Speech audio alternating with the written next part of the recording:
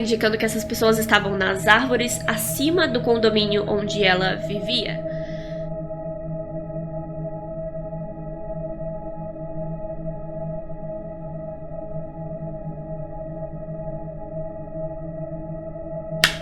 Bom dia, pessoal! Meu nome é Nathalie e bem-vindos ao segundo vídeo do nosso especial de Dia dos Namorados. No vídeo de hoje a gente vai falar sobre a Janelle Hornicle e o Michael Wamsley. Como sempre, antes de começar eu tenho que indicar alguns dos gatilhos do vídeo de hoje. Alguns são meio ambíguos, depende da pessoa que tá assistindo. Eles são racismo, drogas, frio intenso, hipotermia, e todas as fotos que eu encontrei desse casal são de baixíssima qualidade, então eu queria pedir desculpa por isso, mas também queria dizer que é uma história bem triste. Janelle Maria Hornicle nasceu no dia 23 de março de 1984 em Nebraska, nos Estados Unidos. A mais nova de 4 irmãos, a Janelle era muito inteligente, muito atlética, ela tinha muita energia, ela era do tipo que participava de vários clubes, fazia coral, teatro, assim como líderes de torcida.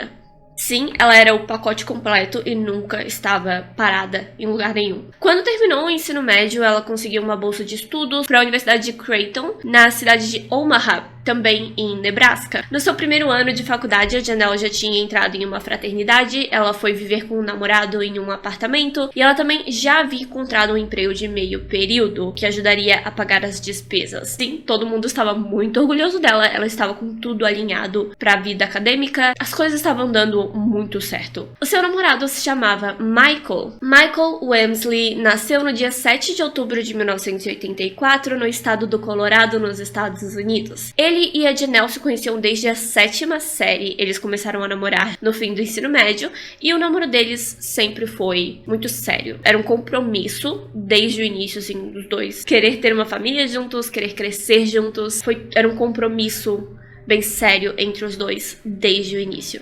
Porém, diferente da Janelle, o Michael não se dava bem academicamente. Ele simplesmente não foi feito para esse mundo, ele não gostava de números nem de palavras. Basicamente, ele era um cara de trabalhos manuais, ele entendia de sistemas e entendia de lógica, mas quando se tratava de fazer a parte teórica das coisas, ele tinha muita dificuldade, de verdade. Então, aos 16 anos, ele largou a escola e começou a trabalhar com jardinagem e mecânica. Como eu disse, ele tinha muita dificuldade de entender as coisas teóricas, mas quando ele botava a mão na massa, ele fazia funcionar, ele entendia como funcionava, vendo e fazendo. Quando a Janelle anunciou que conseguiu uma bolsa de estudos para a universidade em Omaha, ele concordou em ir com ela na hora. Michael também conseguiu um emprego de jardineiro por lá e tudo estava indo super bem. Para um casal morando juntos pela primeira vez, se eu não me engano, durante o início do ano letivo, eles tiveram alguns colegas de quarto também para dividir algumas despesas. Eles conseguiram simplesmente os dois morar juntos, só os dois. Eles estavam indo super bem, muito bem organizados.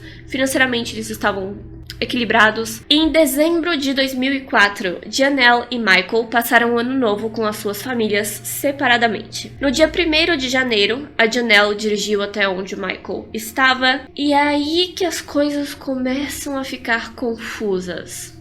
A gente sabe que os dois se encontraram no dia 1º de janeiro. Eles foram passear com amigos, foram a várias festas com seus amigos. Eles estavam de férias, né? Se divertindo. E aí, por algum motivo, eles acabaram dirigindo até a cidade de Geneva, também em Nebraska. Lá nós temos a primeira atualização do paradeiro do casal nesses 4 dias. Assim, realmente, oficialmente, sabemos onde eles estão. No dia 4 de janeiro de 2005, por volta das 7h30 da noite. Era uma noite de muita neve. E a neve estava engrossando, a tempestade ia ficar bem pior. A picape preta da Janelle estava com o farol traseiro apagado, então o policial parou os dois para avisar que eles não podiam continuar dirigindo assim. Eles receberam uma multa por isso também. Era o Michael quem estava dirigindo, eles mostraram os documentos ao policial e disseram que estavam perdidos tentando voltar para a cidade de Omaha. O policial não viu nada no comportamento dos dois, não imaginou que eles pudessem estar embriagados, nem nada disso, mas ele achou estranho que os dois estivessem planejando viajar para longe na neve e os dois realmente acreditavam que estavam perto de Omaha.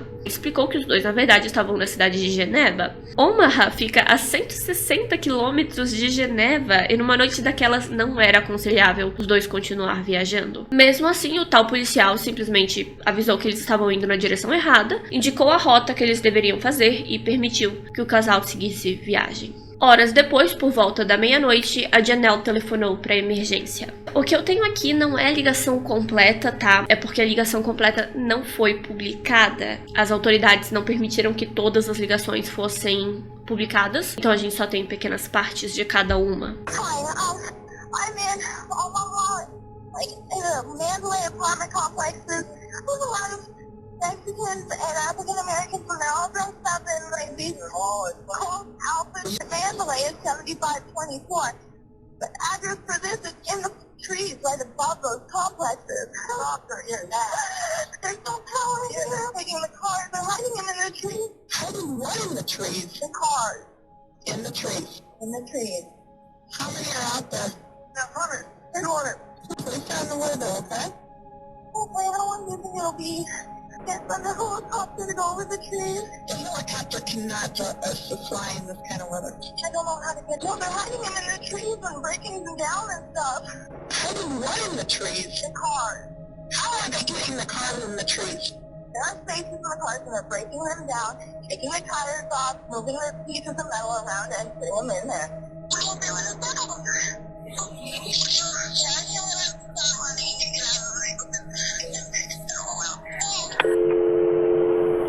Basicamente, Janelle ligou para emergência dizendo que estava no seu apartamento em Omaha e que havia muitos mexicanos e negros vestidos com roupas estranhas lá.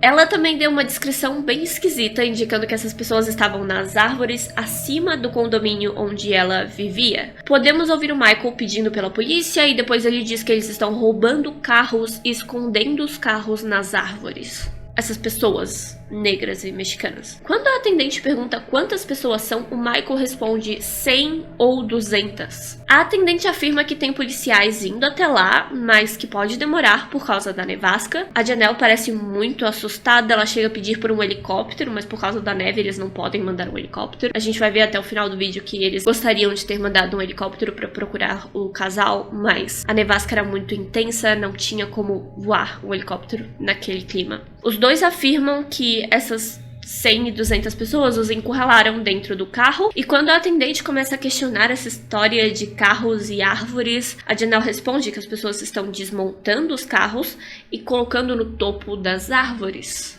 Depois de dar o seu nome completo, a Janelle diz que precisa sair do carro e desliga o telefone.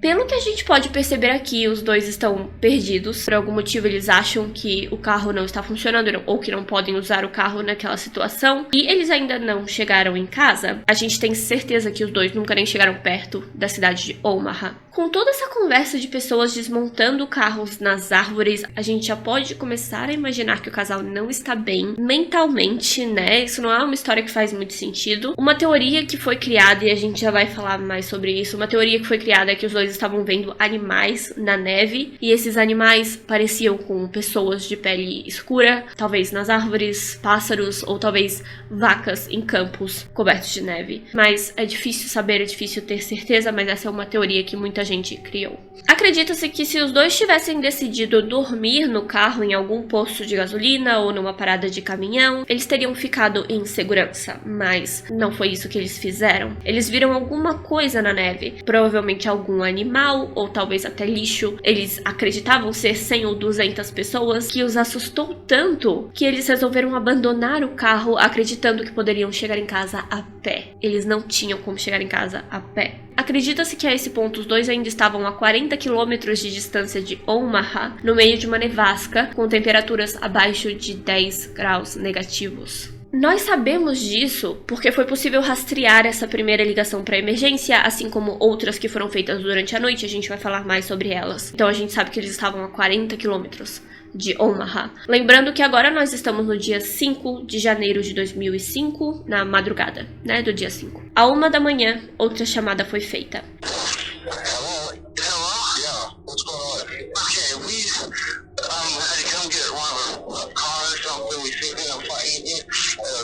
Like, you know, 75.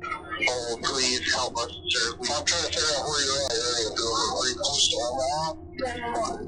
We're right up from Pacific. I mean, we're not even like 3 blocks. We're gonna freeze to death if we don't get Billy out here to us now. Are you in a car? No, No, we're walking right now. We lost our transportation. Dessa vez foi o Michael que ligou pra emergência e ele não fazia o menor sentido. Parece que ele assumia que o atendente sabia quem ele era e sabia das tais pessoas com carros nas árvores, e ele simplesmente deu oi e começou a falar sobre isso tudo de novo. Ele tentou dizer em que rua estava, mas como a gente sabe, os dois estavam perdidos, achando que estavam em Omaha, mas não estavam em Omaha. Michael disse que precisava de ajuda e que ia congelar até a morte, porque os dois abandonaram o carro e já não se lembravam onde deixaram. Quando o atendente diz que vai tentar enviar uma viatura até eles, o Michael fala pra Janelle continuar andando e desliga o telefone. Então a gente pode assumir que os dois estão andando com o celular na mão, no meio da nevasca, sem rumo, sem saber pra onde ir. Com cada ligação que o casal fazia, o sistema de rastreamento os encontrava dentro de uma área de 400 km². Então era muito difícil ter certeza onde eles estavam. Tudo que as torres de telefonia da época sabiam era que os dois estavam numa área de 400 km². Bem complicado achar duas pessoas assim, né? Nesse espaço, né? No meio da neve também. Principalmente quando nenhum dos dois era capaz de descrever corretamente onde estava. Viaturas e equipes de busca estavam rondando a área mencionada pelo Michael, mas os dois não estavam naquela área, como eu já mencionei. E depois que as torres encontraram exatamente essa área, enviar equipes de busca para essas áreas, o que seria ainda mais difícil, porque muitos desses lugares, nesses 400 m², eram campos. Como eu mencionei, essas pessoas que eles podiam estar vendo podiam ser só animais, vacas, bois, cavalos, em campos gigantes que naquela época enchiam de neve. E aí, como é que você vai encontrar duas pessoas assim no meio da neve? Por volta da 1h30 da manhã, Michael telefonou novamente. Ele menciona que está congelando e que o seu carro está quebrado.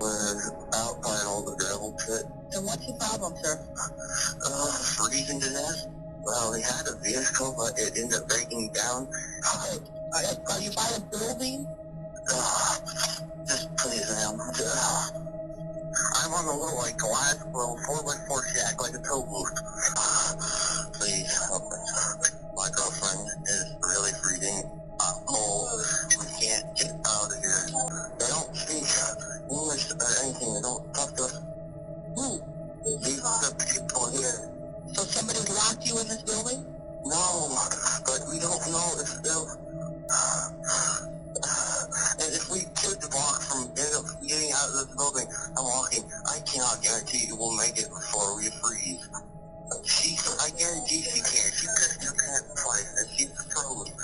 I can't help you if you're not gonna help yourself. Okay? Quando a atendente pergunta se eles estão em um abrigo, ele diz que está em um cubo de vidro, o que a gente pode assumir que ele encontrou uma cabine telefônica, mas não dá pra ter certeza.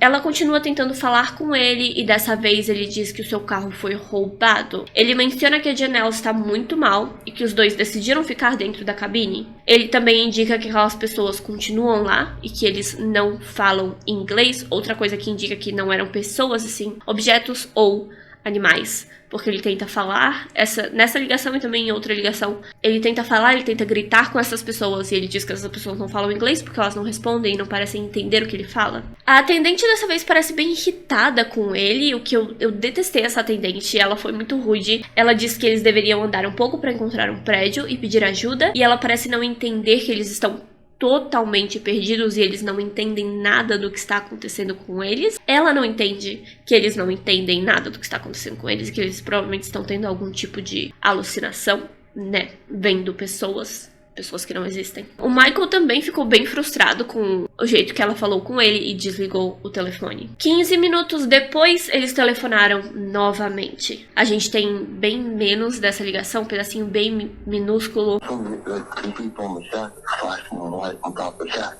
Oh, there's people on the shack? Yeah. Go talk to them. They won't come. We begged. I can't make it that far because they have all kinds of dogs. Yell at them and say, can you hear me? Can you hear me? And please, please, anyone, help me. Listening to you? No, I don't think they speak English. Honey, come on, get up. Is she starting to lay down?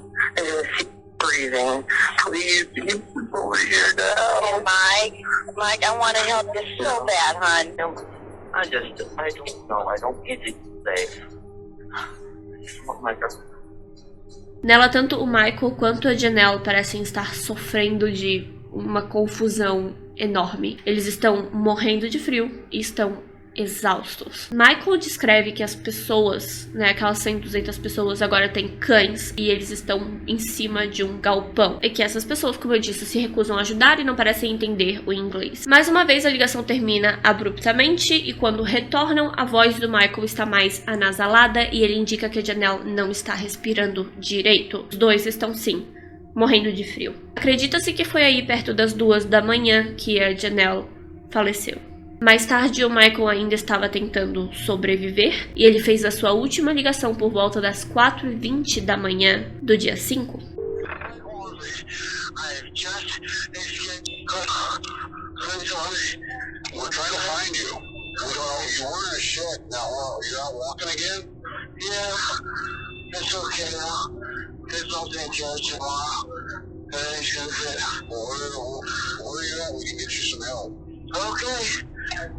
Ele estava com dificuldades para respirar, disse que tinha escapado e que amanhã tudo vai mudar. Ninguém sabe exatamente o que ele quis dizer com isso, porque ele estava tendo alucinações, ele estava sofrendo gravemente de hipotermia e isso foi tudo. Essa foi a última comunicação do Michael. 12 horas depois, às 4 da tarde do dia 5 de janeiro de 2005, seu carro foi encontrado em condições perfeitas, ainda com meio tanque de combustível funcionando totalmente. Os casacos e as bolsas dos dois também estavam dentro do carro, assim como uma pequena quantidade de metanfetamina. Como a nevasca ainda estava intensa, as buscas ficavam cada vez mais difíceis. No dia 6 de janeiro de 2005, o corpo de Michael Wemsley, de 20 anos de idade, foi encontrado a 3 quilômetros do seu carro. A causa da morte foi hipotermia, ele não vestia nenhuma roupa de frio, nem mesmo um casaco, só camiseta e calça jeans. No dia 12 de janeiro, 6 dias depois, Janelle Hornicle foi encontrada e reconhecida pela sua família. Ela estava a menos de 1 quilômetro de distância do Michael. Acredita-se que ele a abandonou para fugir daquelas pessoas que ele via. Ou seja, juntos o casal caminhou mais ou menos 1 quilômetro na nevasca e sozinho o Michael caminhou um pouco mais no meio do nada, com a nevasca horrorosa e temperaturas abaixo de 10 graus negativos. Não se sabe como os dois foram parar onde eles estavam, porque não tinha estrada onde eles estavam. Como eu mencionei, eles estavam em campos cheios de neve, perto de um rio. Os dois foram encontrados bem perto desse mesmo rio. Como é que eles foram até lá? Por que eles foram até lá? Não tinha estrada que levasse até esse rio, sabe? Pelo menos não uma estrada visível, porque estava nevando horrores, como eu disse. Então, a causa da morte dos dois foi hipotermia. Mas compreendendo que havia metanfetamina no carro e que seres humanos em condições normais jamais sairiam do seu carro em meio a uma nevasca sem seus casacos, mais exames foram feitos. A necrópsia determinou que os dois haviam sim consumido altas doses de metanfetamina em cristal, pelo menos 24 horas antes do ocorrido. Os dois também tinham maconha e nicotina nos seus corpos. Não era o suficiente para causar uma overdose de nenhuma dessas drogas, mas poderia sim gerar alucinações, paranoia e confusão. Considerando que os dois estavam juntos nessa situação, a gente também pode imaginar que um estava alimentando a ilusão e o medo do outro, quase como uma histeria a dois. Enquanto duas pessoas estão assim fáceis de influenciar, uma menciona: meu Deus, tem pessoas lá fora. A outra fala: pessoas desmontando carros. E aí a outra olha para a árvore e fala: pessoas nas árvores com carros. E aí os dois veem coisas diferentes das suas alucinações, mas montam o mesmo quebra-cabeça, sabe? Acredita-se que foi isso que aconteceu. Os amigos do casal que os viram durante esses dias de festa depois do ano novo concordam que os dois podem ter consumido metanfetamina pela primeira vez, até comprado metanfetamina pela primeira vez, em uma festa 2 dias antes do incidente. E sim, quando consumida em grande quantidade, os efeitos da metanfetamina podem durar mais de 24 horas. E foi isso que aconteceu, pessoal. Pois é, às vezes mistérios e situações bizarras têm respostas bem simples. Um casal sofrendo de fortes alucinações por uso de metanfetamina, que se perdeu em uma nevasca e não pôde ser encontrado a tempo de ser resgatado. Muito triste, mas ao mesmo tempo muito intenso. Pelo que eu entendi, tem um filme que foi feito baseado nessa história, mas não é um filme considerado muito bom. E eu também não encontrei pra assistir, chamado No Signal, é de 2006. Eu acho. Mas essa é a história de hoje, pessoal. Eu vou deixar, como sempre, aquele pequeno aviso. Cuidado com o consumo de drogas. Se você vai usar drogas de maneira recreativa, use em um ambiente seguro. Esteja ciente do ambiente em que você está. E também, por favor, né, não dirija depois de consumir drogas, sabe? Não dirija depois de beber. Não dirija durante uma tempestade de neve. Cuidem-se. Esse é o meu pedido, é sempre a mensagem que eu quero deixar aqui. Cuidem-se e cuidem das pessoas ao seu redor. Como sempre, muito obrigada por assistir o vídeo até o fim. Muito obrigada por deixar o seu like, deixar o seu comentário e por se inscrever no canal. Se você gostaria de ajudar com a monetização, o Pix vai estar passando aqui embaixo. Se você gostaria de usar o Mercado Pago ou o cartão de crédito, você pode mandar um valeu, coraçãozinho que está debaixo do vídeo, ou você pode se tornar membro. Muito obrigada, Paola, Ra Amanamu e Daniele W por serem membros do canal. Muito obrigada, pessoal. As redes sociais vão estar na descrição. O segundo canal, o canal de vlogs, vai estar aparecendo aqui do lado. Muito obrigada por assistir e eu vejo vocês amanhã para mais um vídeo do especial de Dia dos Namorados. Tchau!